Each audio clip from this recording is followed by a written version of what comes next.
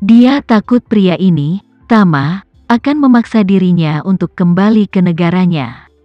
Dia tahu bahwa saat ini, tinggal di markas Hamid adalah yang paling aman. Sekarang, Hamid membawanya ke puncak gunung dan melihat sekeliling di langit dengan teleskopnya seolah-olah dia sedang mencari sesuatu. Hal ini membuat Zain salah mengira bahwa Hamid sedang menunggu helikopter dan ingin menggunakannya untuk mengirim dirinya pergi. Karena itu, dia dalam suasana hati yang sangat menakutkan.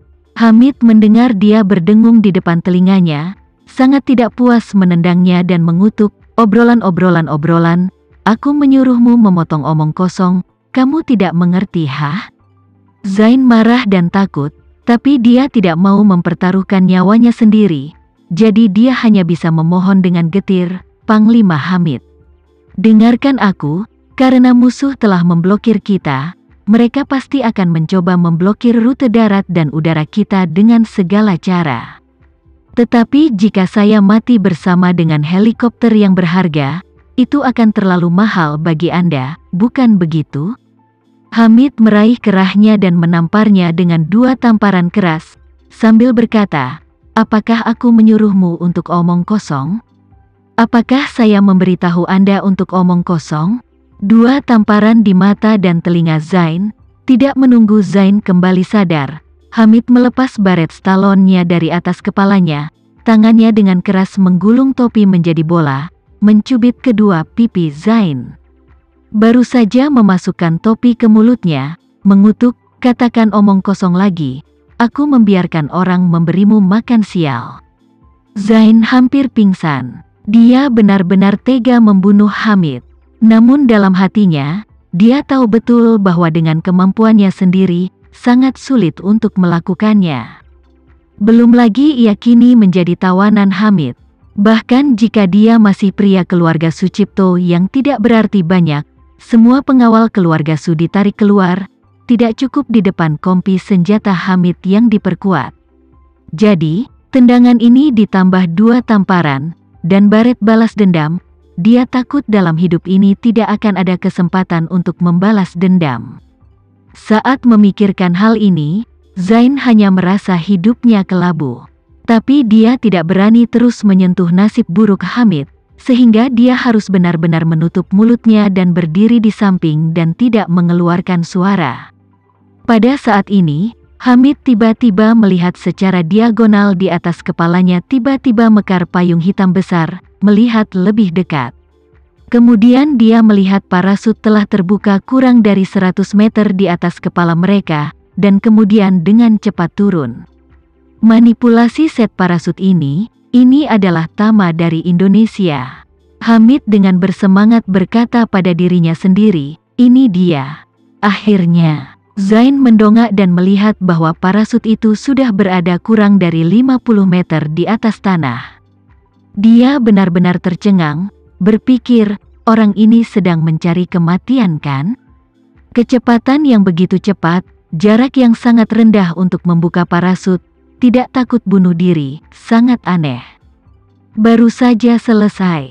Kemudian dia melihat bahwa parasut yang jatuh dengan cepat tiba-tiba tampaknya terputus.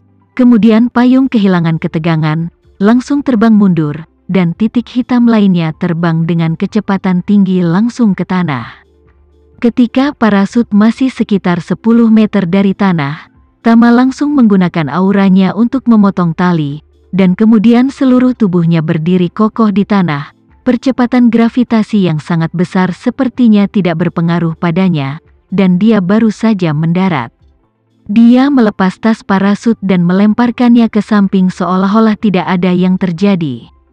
Pada saat ini, Hamid menyeret Zain untuk berlari dengan liar, dan ketika dia masih beberapa puluh meter dari Tama, dia sudah berteriak dengan penuh semangat, "Kakak Remza.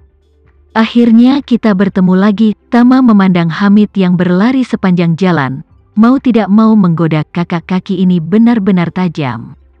Hamid datang untuk berdiri di depan Tama dan berkata sambil tersenyum, "Ini semua berkatmu."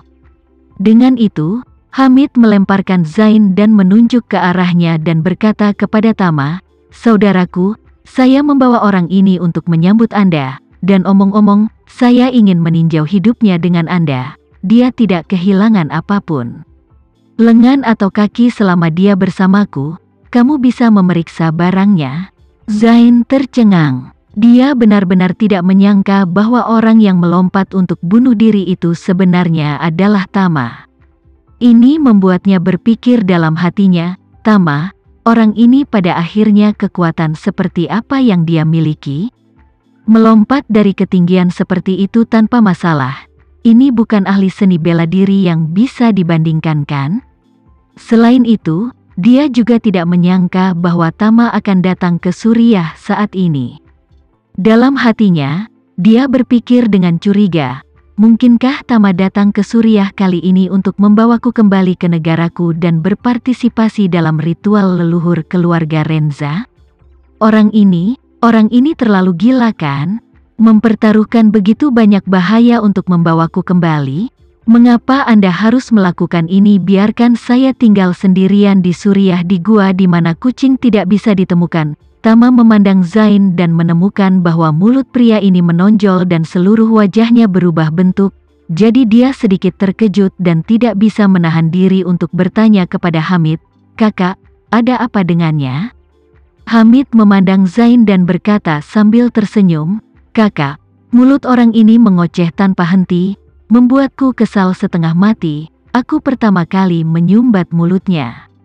Hamid berkata, dan mencubit pipi Zain, baret keras akan keluar dari mulutnya. Zain dengan susah payah mengusap kedua pipinya. Hamid meremas baret di tangan Flip dan di kakinya patah beberapa kali. Setelah merentangkan topinya, dia meletakkannya langsung di kepalanya, dan juga menyesuaikan posisinya dari sisi ke sisi, dan kemudian mengambil bahu Tama. Dengan antusias berkata, "Ayo, Renza saudara, datanglah ke kantorku untuk minum kopi, kita berdua perlu mengobrol dengan baik." Tama melihat baret di atas kepalanya, dan kemudian menatap Zain, yang memiliki ekspresi menyakitkan, tersenyum tak berdaya, dan kemudian bertanya kepadanya, "Bagaimana keadaan 2 hari ini? Apakah front kataklismik datang untuk mengganggu Anda lagi?" "Tidak," Hamid berbicara. "Pengintai kami menerima berita bahwa mereka sekarang mengecilkan pengepungan mereka, tetapi saya melihat bahwa mereka tidak memiliki niat untuk bergerak dalam waktu dekat. Mereka pasti takut dipukuli oleh saya." Dikatakan, Hamid sambil mengacungkan jempol, dan berkata dengan penuh rasa syukur, "Kakak, kali ini aku benar-benar mengandalkan restumu yang besar.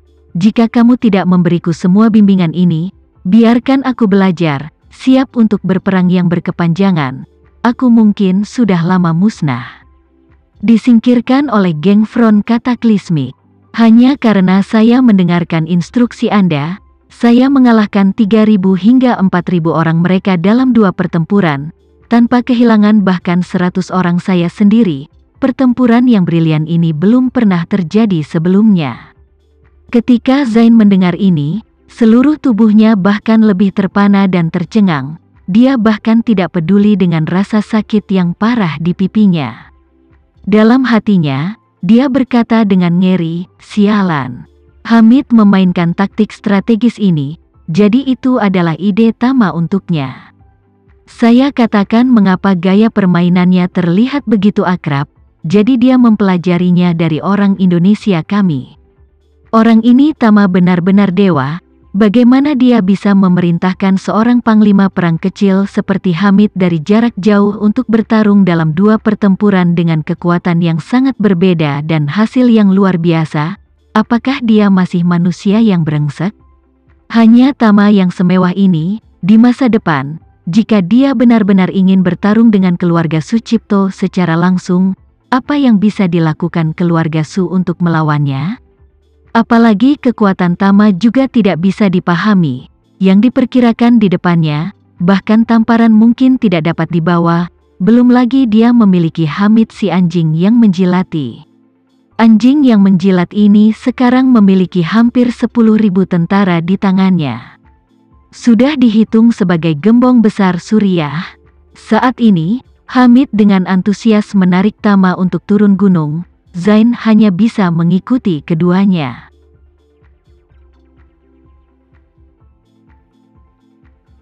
Sekian dulu ya video kali ini, kita lanjutkan lagi videonya di lain waktu. Oh iya, bagaimana menurut kalian? Semoga bisa sedikit menghibur kalian semua. Untuk teman-teman yang baru nonton, jangan lupa subscribe ya, hehehe. Dan kalau teman-teman ada yang ingin gabung langganan, bisa langsung gabung saja untuk dapat fitur yang menarik dan sedikit membantu Mimin. Terima kasih banyak sudah menonton, sampai jumpa lagi, bye bye bye.